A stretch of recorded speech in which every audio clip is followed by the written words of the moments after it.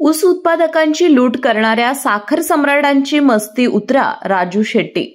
साखर कारखान्याकडून वजन मापामधील काटामारीतून बळीराजाची होत असलेल्या लुटीच्या पापाची स्पष्ट कबुली देऊन ऊस उत्पादकांचा उसना कळवळा अर्थात पुतना मावशीचे प्रेम दाखवणारे मुख्यमंत्री फडणवीस यांनी शेतकऱ्यांच्या मागणीप्रमाणे बिनचूक ऊस वजनासाठी ऑनलाईन काट्याची यंत्रणा उभी करून दोषी कारखान्यावर फौजदारी कारवाई करून साखर सम्राटांची मस्ती उतरण्याची हिंमत दाखवण्याचं आव्हान स्वाभिमानी शेतकरी संघटनेचे संस्थापक माजी खासदार राजू शेट्टी यांनी केले।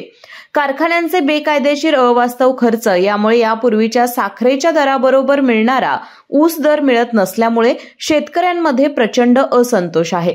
याबाबत आपल्या न्याय हक्कासाठी शेतकऱ्यांची एकीची ताकद दाखवून लुटारू साखर सम्राटांच्या पाठीशी घालणाऱ्या जुलमी शासनाच्या पाठीवर आसूड ओढण्यासाठी गुरुवार दिनांक 16 रोजी जयसिंगपूरमधील ऊस परिषदेस उपस्थित राहण्याचे आवाहन यांनी कागल तालुक्यातील नंद्याळ येथील पंचक्रोशीतील शेतकरी मेळाव्यामध्ये केले। कोल्हापूर जिल्ह्यातील सुझुकीची एकमेव डीलरशिप म्हणजे मोहिते सुझुकी। 16 वर्षांच्या प्रदीर्घ अनुभवासोबत तुम्हाला इथे मिळेल सेल्स, सर्व्हिसेस आणि स्पेअर्स एकाच छताखाली। 18% जीएसटी सह विविध योजनांचा लाभ घेण्यासाठी भेट द्या। मोहिते सुझुकी, काळा नाका, कोल्हापूर। मोहिते सुझुकी, उद्यमनगर, कोल्हापूर आणि मोहिते सुझुकी, सानेगुरुजी, कोल्हापूर। आजच आपली गाडी बुक करून दसरा आणि दिवाळीचा आनंद द्विगुणित करा। या मेळाव्याच्या अध्यक्षस्थानी सरपंच परिषदेचे जिल्हा समन्वयक, चिकोत्रा जन आंदोलनाचे ॲडव्होकेट दयानंद पाटील नंद्याळकर हे होते।